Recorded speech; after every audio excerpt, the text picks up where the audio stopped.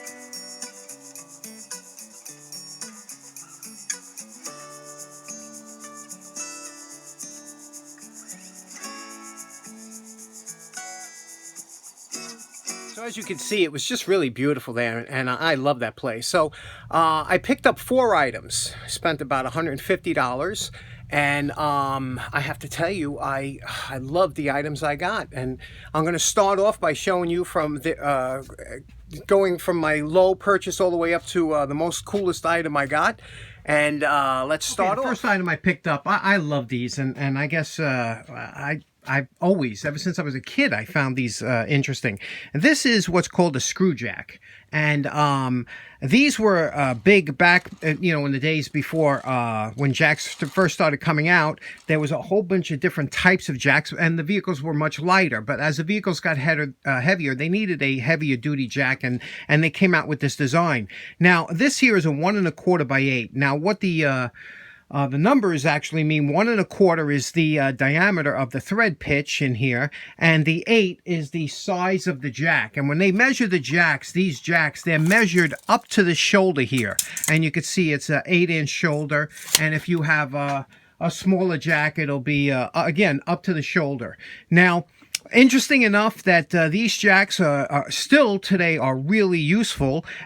Sometimes they're called mistakenly railroad jacks or house jacks. There are different types, but they use a screw mechanism, and basically what it is, you can see here, it's a pretty coarse thread, square threaded screw that was extremely strong.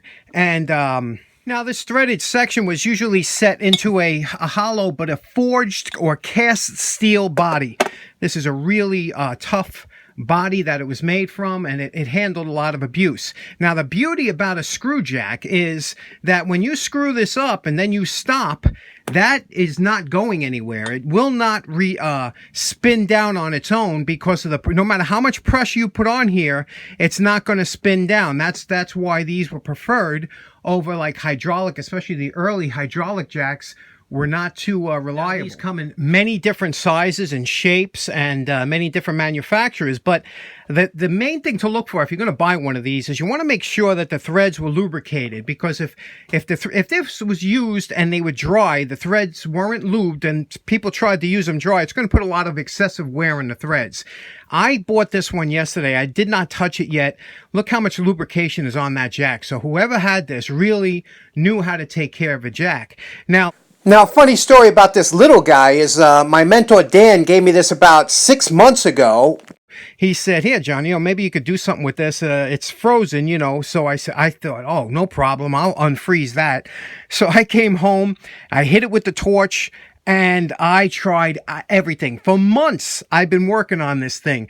Every single other week, I come down and I'll take a little bit of penetrating fluid. I'll put it in here, and then I'll cover it with a rubber glove and just leave it sit there, hoping that one day I will come down here and this will free up. But I tried everything. I tried heat, I had it in a vinegar bed. So that thing's frozen, but I have to tell you, I do enjoy these because I still use them. They're great for supporting work when you're working on a vise or something. So this is the first one I picked up, and I paid $20 for that. Even though today's jacks are really superior and they work very well, these screw jacks still double as a good jack stand, and they're inexpensive, and they don't go bad. So if you do see one and they're cheap, $5-10, pick them up. And there is a big market for them, but the shipping is expensive. So, to try and sell them on eBay, you can't really do too well. Okay, next up, I got something that I really like. Let's check it out. Next up, I got a lot of gruff from my girlfriend from buying this. She was like, "No way you buying it." I said, "This, not only did I buy this, this wasn't cheap either. I paid $30 for this. That's, quite a bit of money, right? But there's no way I was walking away without buying this. It's cast aluminum, as you can see here, and it's a sculpt. But look at whoever did this, okay? Whoever made the original mold for the casting was a true artist, because this is really, and you can make it a door knocker, you can hang it on a door. There's so many uses for this. Look at that. Now, right now, you're either saying I'm out of my mind, or you're like, I would have bought it too. How cool is this? Cast aluminum. It's got some nice weight to it, and look at the detail on this thing. I don't know. I love it. I'm so glad if I didn't buy this. This is one of those things I would have regretted not buying. And with Halloween coming up, I have a great excuse, right? I mean, this is just great. So anyway, that's the second thing I bought. Okay, next up. Remember I said I'm kind of done buying vices, because, you get so many vices. You can't keep buying vices, It's a problem. And I have that problem. But I'm really good. Lately, I've been so good. I've been passing by vices. Parkers, I won't even give them a second look. But I like the unusual ones, And when I see an unusual or one that strikes me, this is one. I picked this up. And this is it. And you know what? Do you recognize this? Take a good look. This is a Polish vise. You don't see these floating around too much. I have the other Polish vise. The one that everybody kind of knows this about. One here, the one I had problems with the swivel base. I don't like swivel bases on a vise, but remember these type vices? Here they look like a T-34 tank. I mean, it's like a real. This is heavy, dude, and it has actually it has little ways in there that you can adjust the play. It's like a good vise, but. I'm in the middle of a restoration for it. I'm going to do a video on this one, but let's get back to the one I just Now, if that's the big brother, this would be considered the little brother, but I want you to look at some of the lines on this vise, okay? Look at the angular lines. And they machined the tops, they machined the sides here, and I just like the extra step. This is, like I said, a Polish vise, and I have a little Polish in me, so I have a little bit of extra pride in this, but it has dueling locks down here for the swivel base. I like it, and it was $35, and the jaws are in pristine condition. Look at the jaws, really nice shape. So it's going to be an easy cleanup, and it's got that green color. I don't know about that green color, what you think of it, but it's something down here. You can see it says PJWF M80, and again you see the 80 over here. It is about 10 inches long, and it's a 3-inch jaw. And what do you think of the lines on this vise? And especially since it looks like something kind of like Cold War, right? It almost looks like, I don't know. Have you ever seen anything like it? Like, this is a straight, with all the curved vices we see, this one is a very angular vise, and I just liked it. Anyway, let's see what else we got. Now the next item I got, I've wanted for many years. In fact, one of the first ones I saw was my buddy Dave from Old Sneelock's workshop. He has one, and he used to use it. And I remember that was the reason I subscribed to his video. The minute I saw that post drill, I subscribed. So let's take a look at what I got. And if you saw it in the beginning and you guessed this is what I picked up, you were right. Let's take a look. Okay, here it is. I wonder if you picked it out. I bought this post drill. Now, before I show you the post drill, see this little stand I made for it? That's a little rolling portable stand that I put this on. Actually, I built it for something else, but it works perfect for this. You can see I bolted up the post drill. This is as-is condition. The way I got. The only thing I did was I did do some lubrication, probably a little over lubrication, but it wasn't dry, which is great. And you can see here, all the gears and everything are in great shape. Everything is together. It has all its parts, the handle, everything. Usually the only thing it's missing is the drill press table. Years ago, I picked up this at work. I don't even know what it is. It's a hub of some sort. But I picked this up, and it makes for a great portable drill press table. Just flip it around. I'll put it in and show you. And there we go. Instant drill press table. I put a little brass plate on top, but... So I always wanted one of these, and post drills go back to the mid 1800s. You got to remember something. Drilling holes in metal was a real pain, but this gave you the geared advantage, and it's really a marvel of engineering to watch it work. Let me show you how exactly it does. Now, the first thing you'll notice on this one, compared to a lot of other ones, this one has a horizontal compared to a vertical flywheel. And I prefer I just like the look of them. But if you notice, it's got this huge flywheel up here. And as you turn the drill, you could see what happens. You build up some momentum, from that heavy flywheel spinning around. That's got to weigh in excess of 35 or 40 pounds for this. And that's what gives you the torque, the added torque from when you start drilling. To start drilling, what you do is you'd raise this up. This whole assembly would raise up like this. You can see it's raising up now. And then you would get it up to an approximate height like this. And then what you would do is you would flip this over. This little cog here will engage the teeth because there's a little lobe. I'll show you that in a minute. But I want to show you how that operates. You see that moving forward every stroke or so? It drops the drill, the whole drill assembly. It will drop down about a quarter of an 1/16 of an inch maybe. So as you're drilling, it will self-feed into your material that you're drilling just from that simple operation. Here's another view of how that cog actually operates, and slowly lowers the whole carriage down and feeds the drill bit into the work. Now if you look right here, here is the lobe, the little cam that makes it all operate. You see that cam, every time it pushes that arm makes that little cog engage that wheel all the way up top. It's just a marvel of engineering, especially for back then. So there we have the post drill. Always wanted one of these, and now I finally got it. I paid $80 for it, and I really enjoy it. And I always wanted to put one of those green porcelain type lights just hanging right over it. I think it would look real great. Anyway, what are your thoughts on this? So in closing, there you have the 4 purchases, and let me know in the comments which one you think is the best one. Anyway, thanks so much. I appreciate you tuning in. Have a nice day. Take care now. Bye-bye.